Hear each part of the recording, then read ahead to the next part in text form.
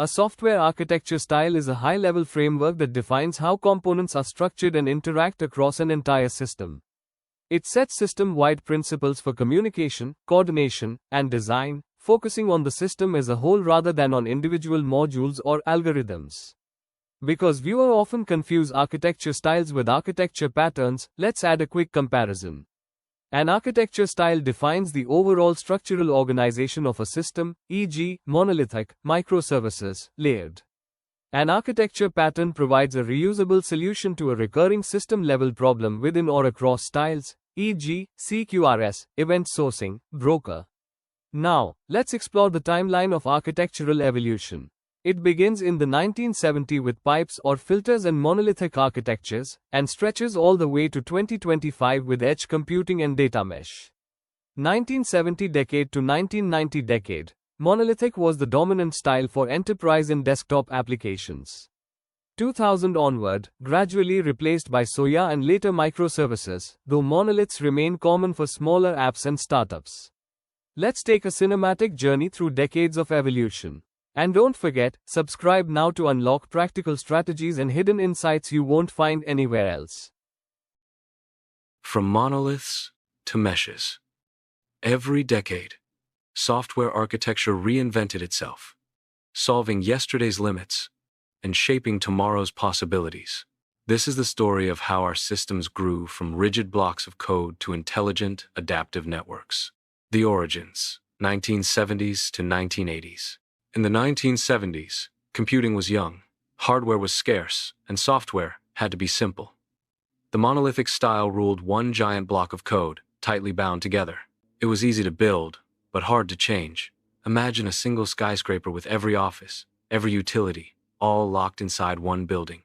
Efficient at first, but impossible to expand without tearing down the walls. By the 1980s, the world demanded more. Layered architectures emerged, separating presentation, logic, and data. Client-server systems distributed workloads between machines, giving birth to the first taste of decentralization. For the first time, software wasn't confined to one box, it could live across a network. The expansion. 1990s. The 1990s brought enterprise scale. Businesses needed systems that could grow with them. Component-based architecture promised modularity, reusable building blocks that could be assembled like Lego. Service-oriented architecture, or SOA, took it further, allowing services to communicate across networks. It was powerful, but heavy.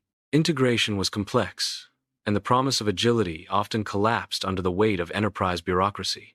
Still, these ideas planted seeds. They showed us that software could be broken into parts, reused, and connected. The stage was set for something leaner, faster, and more adaptable. The modularity revolution, 2000s. The 2000s were about flexibility. Microkernel architectures gave us stable cores with plug-in modules, perfect for platforms like Eclipse. Event-driven systems embraced asynchrony, reacting to triggers instead of waiting for commands. Domain-driven design brought clarity, aligning software with the language of the business domain. And then came REST, a simple, elegant way to connect systems over the web.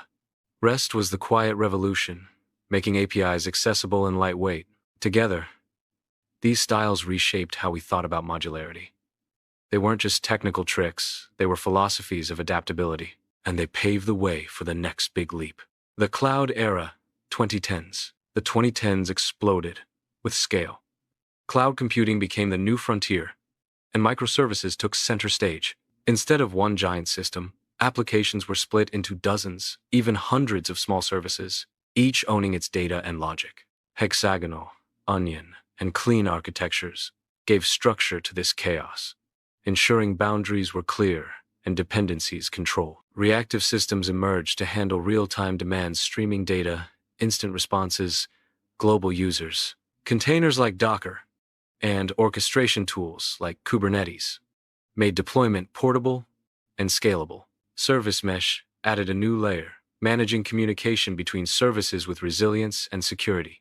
The cloud era wasn't just about technology, it was about agility, speed, and global reach. The intelligence and edge era, 2020s. Now, in the 2020s, Architecture is everywhere, in the cloud, at the edge, even inside our devices. Cloud-native systems mature into standard practice. Serverless computing lets developers focus only on code, while the platform handles scale. Edge computing pushes intelligence closer to where data is born.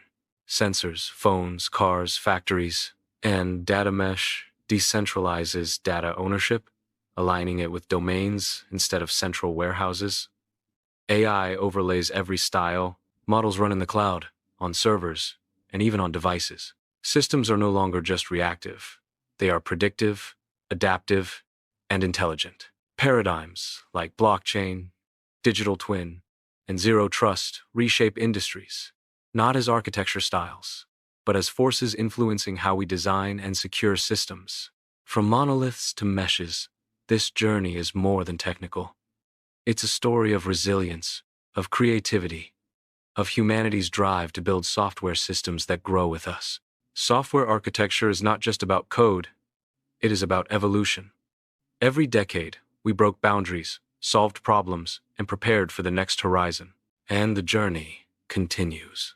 If you found this helpful, don't forget to like the video, subscribe to the channel, and comment below with your feedback or the next topic you'd like me to cover. Your support helps us grow and bring you even more knowledge.